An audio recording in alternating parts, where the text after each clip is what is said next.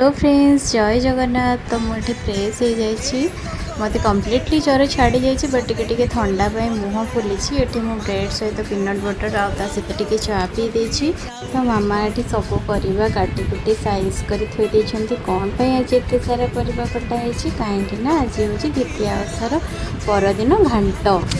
क्या घरे आज सब घांट होती कमेंट्रे कहे घांटे केते प्रकार परिवा पड़े सेटा भी कहे। महाराज ये उठी पड़ते चक्का पकई बस पा पीछे, माँ भी ये शाग बच्चन। तो ये आमर डिलीशियस घांट पूरा रेडी हो जाए। देखो केमती देखा जाऊँगी, गुगु भी पूरा रेडी हो गला गाधोई पाधोई घांट। तो आमर ए लंच प्लेट रेडी हो गला। आम समस्ते पेटे लंच करदे शांति सोई पड़िलु जाई। अच्छा इवनिंग रे टिके चा पी दे बाहरी पड़िलु आम इवनिंग वॉक करबा पई।